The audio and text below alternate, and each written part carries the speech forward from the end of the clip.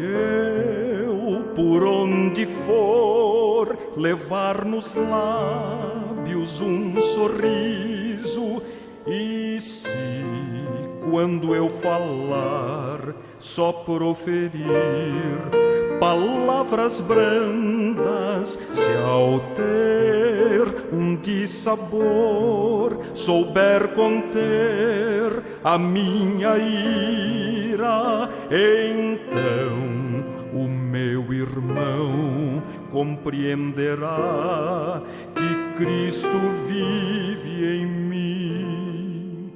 Se quando meu irmão errar, eu dele tiver compaixão,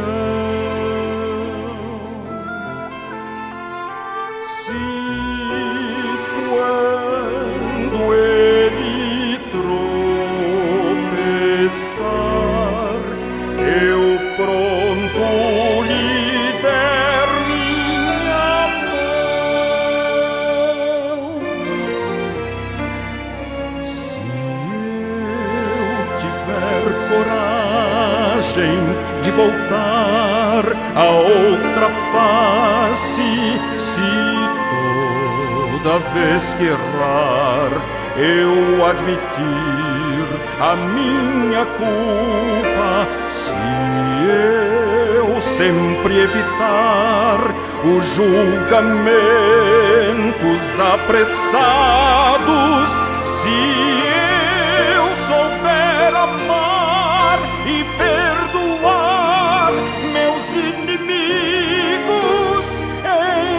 então alcançarei a alegria de servir, e o mundo saberá que Cristo vive em mim. Se quando o meu irmão errar, eu dele tiver compaixão, se quando ele tropeçar, eu pronto lhe der minha mão, se eu tiver coragem de voltar a outra face, se toda vez que errar eu admitir a minha culpa, se eu sempre evitar os julgamentos apressados, se eu souber amar e perdoar meus inimigos, então alcançarei a alegria de servir, e o mundo saberá que Cristo vive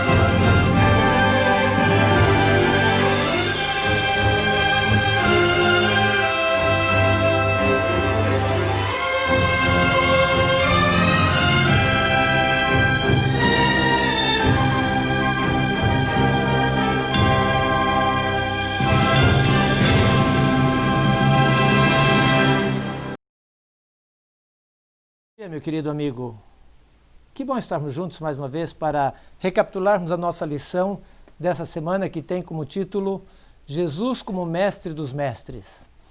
É bem interessante essa lição porque nos fala sobre o Mestre. E eu quero cantar um hino sobre o Mestre. Conduze-me, meu Mestre. Se nós permitirmos que Jesus conduza a nossa vida, se Jesus, o nosso Mestre, nos conduza, nós vamos encontrar um caminho melhor. Vamos cantar juntos então. Conduze-me, meu Mestre.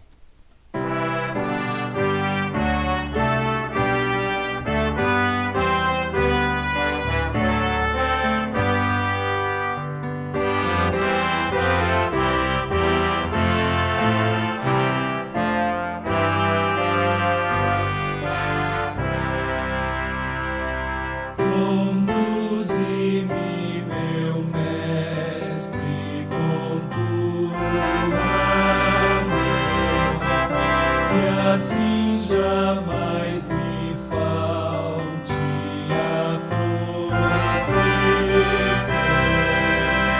Não quero nenhum passo sem ti andar. Ó, faze-me hoje sempre na luz brilhar. Em teu amor envolve meu coração e dá-lhe paz e calma em aflição. Eu tenho em ti repouso bem junto à cruz, e que jamais me afaste de ti, Jesus. E mesmo quando a luta tremenda for, seguro has de guiar-me, meu Redentor. Conduze-me, meu Mestre, com tua mão, e assim jamais me falte a proteção.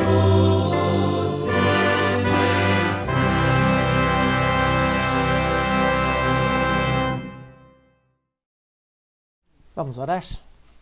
Pai querido, ao revermos agora o estudo desta semana sobre o Mestre dos Mestres, que o nosso coração se abra para receber esta mensagem, para ouvir a tua voz e principalmente para aprender realmente de ti como sermos melhores mestres aqui na Terra. Participa conosco desse estudo, que o Deus Espírito Santo fale ao nosso coração e que a tua graça nos guie em teus caminhos. Colocamos-nos em tuas mãos e o fazemos em nome de Jesus. Amém. Jesus é o Mestre dos Mestres, essa é uma realidade. E o verso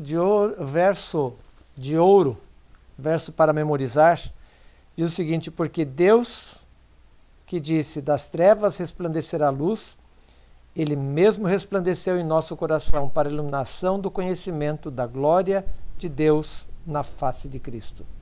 2 Coríntios capítulo 4 e o verso 6. O escritor Philip Yancey, em seu livro, cujo título é Jesus que eu nunca conheci, ou Jesus que eu nunca conheci, ele declara algo interessante, que aprendeu muito sobre a necessidade da encarnação de Cristo quando ele cuidou de um aquário. Não sei se você já tem um aquário em casa. Eu ainda não tenho, talvez um dia, não sei se eu vou conseguir ter um aquário. Mas é interessante. É interessante o que acontece no aquário. Os animais, os peixinhos dentro da água, eles necessitam de muitos cuidados para que eles continuem vivos. O ambiente é pequeno. Precisam de alimento, precisam de limpeza regular do ambiente, precisam da oxigenação da água, entre outras coisas, e precisam ser cuidados para que sobrevivam. Porém, Yancey, com o passar do tempo, percebeu que, apesar de todo o cuidado que ele manifestava, que ele fazia, que ele tinha para com aqueles peixinhos, eles nunca expressaram alguma manifestação de gratidão. Pelo contrário, cada vez que ele se aproximava, os peixes fugiam e se escondiam de medo. E ele então ficou pensando, por que isso acontecia? Então, meditando, ele chegou à conclusão de que a razão é que ele era muito grande diante dos pequenos peixinhos. A única forma de falar com os peixes, de maneira que eles pudessem entender, seria se ele se tornasse um peixe. As proporções são infinitamente maiores, mas de certa forma é isso que aconteceu com Jesus. Deus se tornou ser humano para que o homem pudesse ver revelada em Jesus a humanidade. E através de Jesus nós pudéssemos ter um vislumbre de quem é Deus. E dessa maneira também possamos ouvir a sua voz falando ao homem com a sua linguagem e com o seu sotaque. Jesus é o maior dos professores, mas aí acontece uma coisa interessante. Jesus também foi o maior dos alunos. E para ser um bom professor, você precisa ser um bom aluno.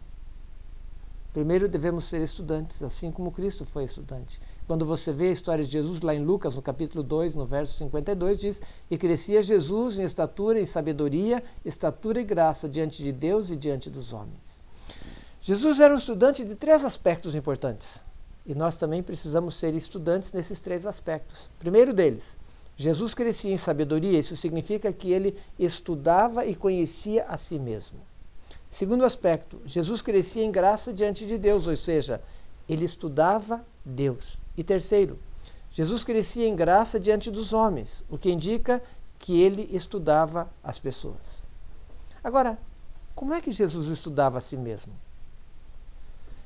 Ele passou a primeira parte da sua vida estudando e respondendo a perguntas do tipo: quem sou eu? O que estou fazendo aqui? Para que eu vim aqui? Essa é a pergunta que Jesus fazia. E isso ele precisou aprender. Então, nós precisamos nos conhecer.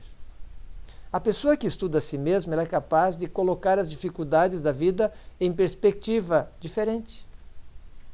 Jesus se conhecia e por isso ele não era vulnerável às críticas farisaicas ou aos elogios da multidão. Será que eu me conheço? Conheço as minhas emoções para que me preocupe mais com os outros do que com a minha reputação? Será que eu me conheço o suficiente para que os outros sejam mais importantes que o meu perfeccionismo? Conhecer-se a si mesmo é grande conhecimento. Verdadeiro conhecimento de si próprio conduzirá à humildade, que deixará o Senhor educar a mente, moldar e disciplinar o caráter. Agora, como Jesus estudava Deus? Talvez a gente chegue a pensar que Cristo, como estudioso de Deus, ele não precisava muito, porque ele era filho de Deus, mas notem, todo o conhecimento que ele tinha não foi derramado por ele quando nasceu, nem quando ele foi batizado. Ele aprendia da mesma maneira que nós aprendemos. E a sua familiaridade com as Escrituras mostra que os primeiros anos da sua vida foram consagrados ao estudo cuidadoso da Palavra de Deus. E diante dele estendia-se a grande biblioteca das obras criadas por Deus. Aquele que havia feito todas as coisas estudou as lições que a sua própria mão tinha escrito, na terra, no mar e no céu, a natureza. Por ser um estudioso de Deus, é que conhecemos e entendemos a nós mesmos. Não podemos conhecer-nos até que conheçamos o nosso Criador. Então é importante conhecer a Deus para podermos nos conhecer. E finalmente, como Jesus era um estudioso das pessoas. Atribui-se a Abraham Lincoln a seguinte frase: eu não gosto desse homem, eu preciso conhecê-lo melhor, referindo-se a si mesmo. Todas as pessoas que conhecemos percorrem um caminho diferente do nosso. E até que procuremos entender o caminho que elas trilharam, nós às vezes ficamos fazendo juízo, julgamentos e avaliações. E então qualquer juízo que fizermos dessas pessoas, só porque não entendem os nossos padrões, será um juízo precipitado. E é muito fácil nós julgarmos pessoas, fizermos avaliações. Ah, esse é um pobre, um indigente, alguma coisa assim. Há um provérbio dos índios nativos dos Estados Unidos que diz o seguinte: não julgue alguém até que você ande 1 quilômetro usando os sapatos dele. Interessante.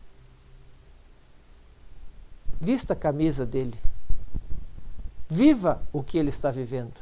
É isso que você precisa para poder fazer uma avaliação e dizer que conhece um pouco alguma pessoa. Por isso, precisamos conhecer a Deus.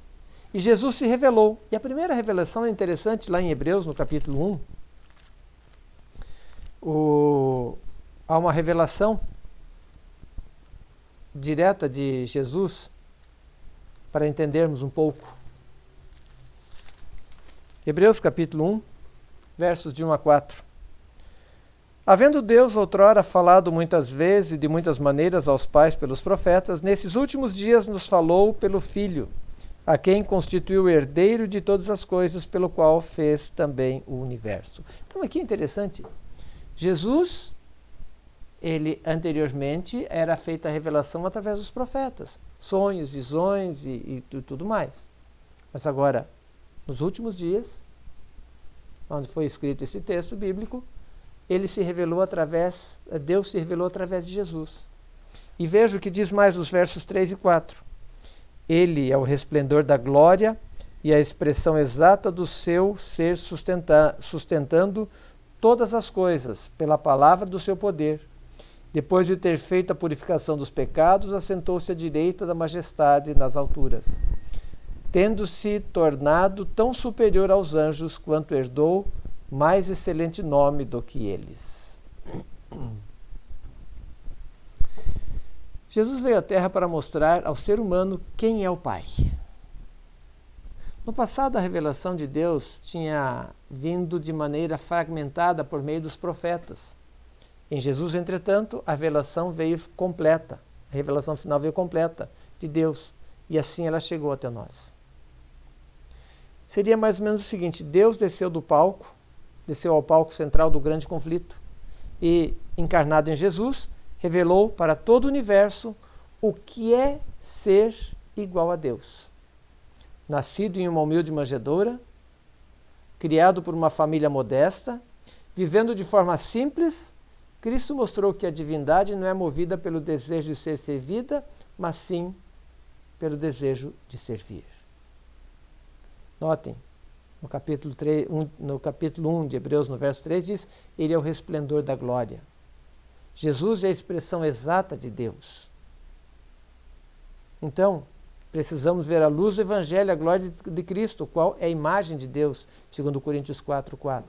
E em 2 Coríntios 4:6 diz: ele mesmo resplandeceu em nosso coração para a iluminação do conhecimento da glória de Deus na face de Cristo.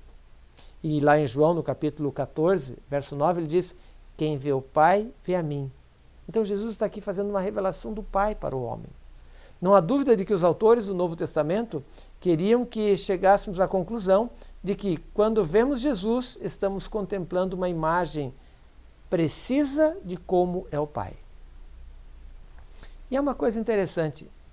Todas as ações de Jesus durante a sua vida na Terra tinham só um propósito: a revelação de Deus para o reerguimento da humanidade. Isso está no livro Educação, página 82. Em diversas circunstâncias, você percebe que Jesus falando, eu estou aqui para fazer a vontade do meu Pai. No livro Educação, página 74, diz o seguinte: Jesus veio para remover o falso ensino pelo qual os que pretendiam conhecer a Deus o haviam representado de maneira errada. Ele veio para manifestar a natureza da sua lei e revelar em seu caráter a beleza da santidade. Jesus foi um estudante assíduo e dedicado antes de se tornar professor.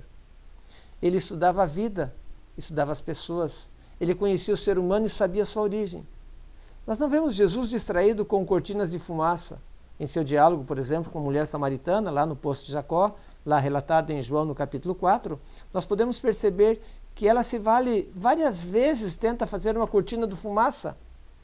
Mas Jesus estava atento, não permitiu que isso impedisse que a bênção que ele tinha para dar para aquela mulher não a atingisse. A fumaça que ela queria fazer. Como é que, sendo tu judeu, você pede para mim beber água, eu que sou mulher samaritana? Duas coisas, dois problemas. Mulher e samaritano. Você pedindo água para mim? O que é isso, Jesus? E outra vez tentou fazer uma cortina de fumaça. Porventura você é maior do que Jacó, nosso pai? E outra cortina de fumaça. Nossos pais adoravam neste monte. Vós, entretanto, dizeis que é em Jerusalém. É o lugar que devemos adorar. E agora? Onde é que deve ser a adoração? Mas Jesus não se deixou envolver com isso. Ele foi ao ponto. Eu sou a água da vida. Quando você beber dessa água, você vai se tornar também uma fonte de água da vida para as pessoas. É uma outra coisa interessante. Jesus recusou discutir. Sabe por quê? Porque ele conhecia a si mesmo. Ele conhecia Deus e também conhecia as pessoas. Ele também conhecia as necessidades da mulher. E então ele não se distraiu com outra coisa. Esse conhecimento das pessoas não é algo simplesmente um dom divino, algo que somente ele poderia ter. Todos nós julgaríamos menos as pessoas se ouvíssemos mais as suas histórias. Todos nós seríamos mais complacentes se conhecêssemos a realidade das pessoas. Jesus, o professor modelo, ele entendia tudo sobre os lugares onde seus alunos moravam. Não é preciso talento para ser um estudioso das pessoas. Quando as pessoas falam, ouça tudo o que elas têm para dizer. Uma forma de mostrar respeito a alguém é ouvir sua história. Não é necessário um mestrado em aconselhamento ou psicologia, basta ter amor. Amor significa renunciar ao egoísmo, e isso é possível quando somos estudiosos de nós mesmos e somos também estudiosos de Deus. Jesus mostrou claramente que Paulo escreveu à igreja de Filipos a humildade e o serviço. Paulo relatou em Filipenses, no capítulo 2, a sequência da humildade de Deus. E é uma coisa interessante. Talvez, eu creio que um dos maiores sermões que Jesus pregou, ele foi pregado sem o uso de alguma palavra. Uma cena única. Imagine você, a última ceia com os discípulos. Naqueles tempos, um dos piores trabalhos e mais odiados, até pelos escravos, era o de lavar os pés do seu Senhor. Como as estradas eram poeirentas, quando as pessoas chegavam em casa, na porta havia um servo para lavar os seus pés. Nesse episódio em questão, na última ceia, os discípulos chegaram à casa para participar de uma refeição com Jesus. Todos estavam com os pés sujos. E como de costume, um judeu não comia sem se lavar. Porém, havia um problema. Junto à porta estava o balde e a toalha. Mas não havia um servo para lavar os pés dos seus convidados. E naquele momento um silêncio tomou conta da sala. Quem vai lavar os pés? Por conta da situação em que estava, ninguém tocou no alimento, porém ninguém igualmente se prontificou para a função de humilde servo. E foi aí então que Jesus levantou-se da mesa e foi até lá, tirou a sua vestimenta de cima, pegou a bacia, colocou água e começou a lavar os pés de um por um dos discípulos, demonstrando a sua humildade, demonstrando o seu carinho, demonstrando aquilo que ele queria fazer pelos discípulos. Jesus também foi um exemplo de reconciliação. E a maior reconciliação que Jesus fez foi entre Deus e o homem, ou seja, entre o homem e Deus. Muitas vezes os relacionamentos humanos desmoronam. Temos separações, temos discussões e em muitas oportunidades acabamos nos afastando uns dos outros. Passamos a desconfiar dos amigos íntimos. No entanto, relacionamentos arruinados podem ser restaurados. Quando isso acontece, nós experimentamos o milagre da reconciliação. E poucas experiências humanas são tão agradáveis e doces como a reconciliação. Embora nossa obra não se compare com a escala cósmica da obra do Mestre Jesus como reconciliador, nós somos convidados a participar do ministério da reconciliação em nossa esfera.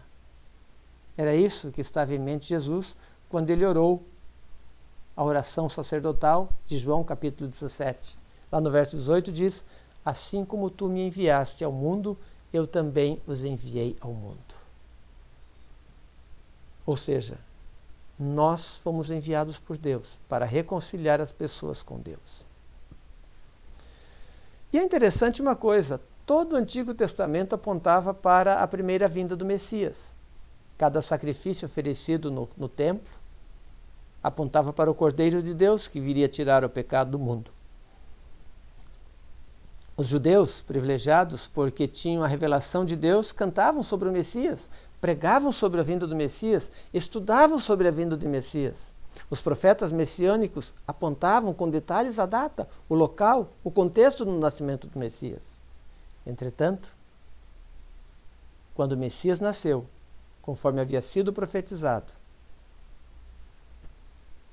contrariando as expectativas do universo, o povo que tanto falava do Messias não estava preparado para recebê-lo.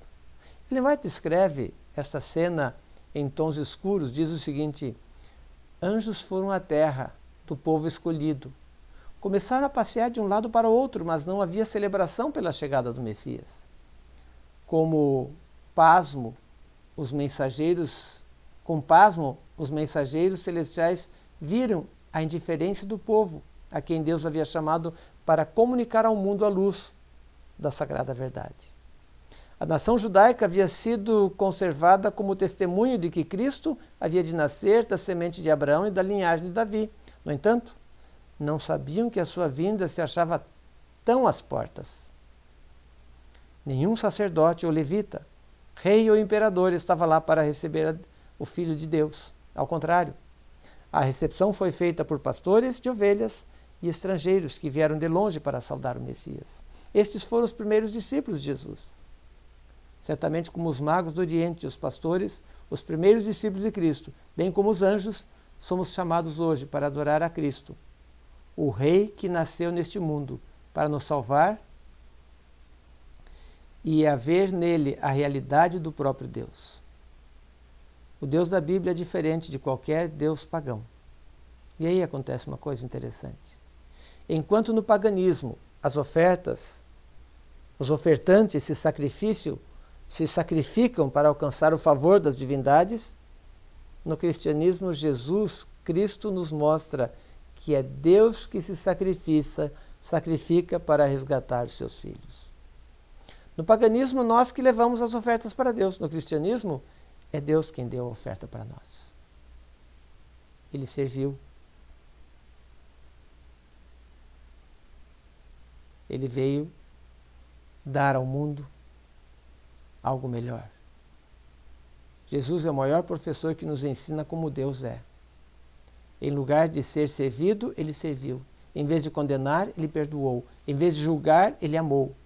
Por meio de Jesus, podemos olhar para Deus sem medo, pois ele nos revela que nosso Criador se importa conosco, a ponto de pisar no chão empoeirado do nosso planeta, vestir nossa roupa, comer a nossa comida, falar o nosso idioma, simplesmente porque Ele quer ser conhecido por nós, para que nos relacionemos com Ele em amor.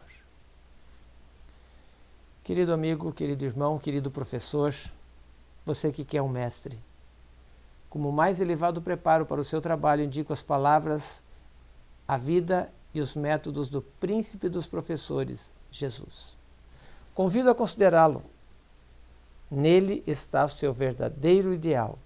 Contemple-o e gaste tempo meditando nisso, até que o Espírito do Mestre Divino tome posse do seu coração e da sua vida, refletindo como um espelho a glória do Senhor. Você será transformado à sua própria imagem. 2 Coríntios capítulo 3, verso 18. Este é o segredo do poder sobre os seus alunos. Reflita Jesus. Queridos, vamos refletir Jesus. Que você possa permitir que esse Mestre dos Mestres guie também a sua vida e use você para levar outros a se aproximar dos pés de Jesus. Permita que Deus o use, conheça-o e viva ao lado dele. Aceite-o como seu amigo e como seu mentor e como seu mestre. Eu quero cantar com você o hino que tem o título Há um amigo que sabe. Este é Jesus, que sabe tudo o que acontece com você, tudo o que você precisa, e Ele está ao seu lado. Vamos cantar juntos? Há um amigo.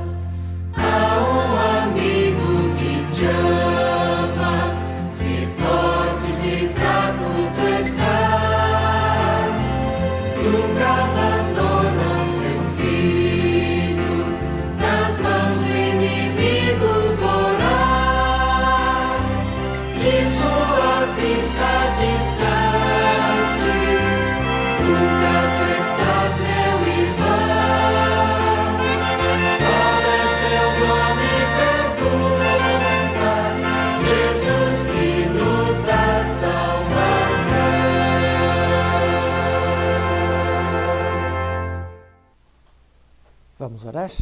Pai querido, somos gratos a Ti porque como Mestre dos Mestres Tu nos ensinas e Tu nos preparas para a vida.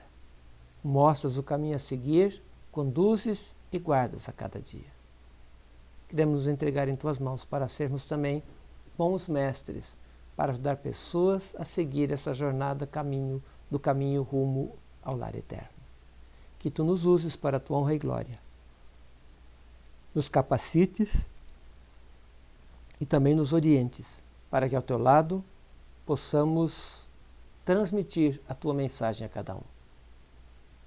Participa conosco das restantes atividades de hoje, guiando-nos ao Teu lado e fortalecendo-nos em Tua presença, o que pedimos em nome de Jesus. Amém. Obrigado por ter assistido, participado conosco. Se você gostou, compartilhe. Mande para outras pessoas para que possam também conhecer esse material e eles possam aprender um pouco mais sobre o Mestre dos Mestres, Jesus. Se você está assistindo em nosso canal do YouTube e não é inscrito, ainda inscreva-se, por favor, e participe conosco. Que divulgando, mais pessoas podem conhecer Jesus. Ajude-nos nisso. Mas não a mim, você não estará ajudando a mim, você estará ajudando as pessoas que vão receber a mensagem. Que Deus o abençoe. Daqui a pouquinho estamos de volta, ok? E hoje tem um amigo convidado que vai pregar para você, ok? Pastor Eduardo Bonfim vai trazer a mensagem para você nesse dia de sábado. Que Deus o abençoe. Que você tenha um sábado agradável e tranquilo na presença de Jesus e até já.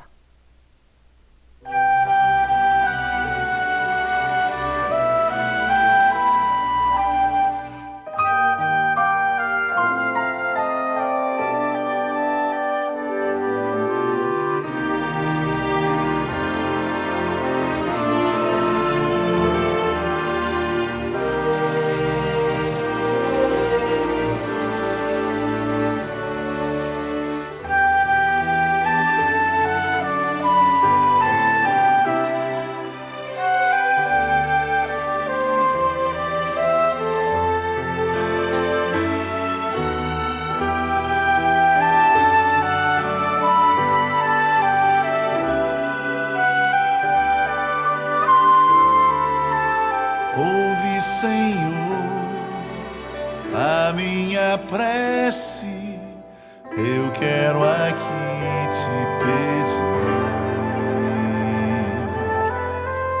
teu favor, alguém que padece, que não merece, mas quer teu perdão, pois me perdoa, perdoa, Senhor, te peço com devoção. Veste tua vida morrendo na cruz, eu quero ser teu, meu Jesus.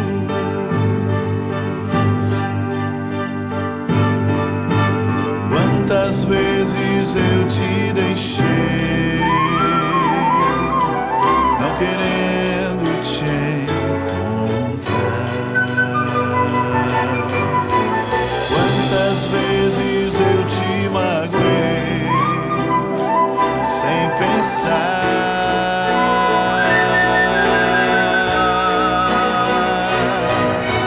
Quantas vezes me deste a mão,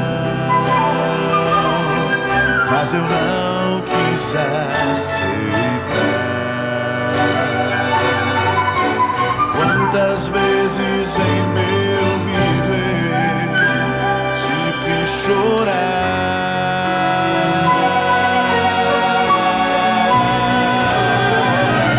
pois me perdoa, perdoa, Senhor,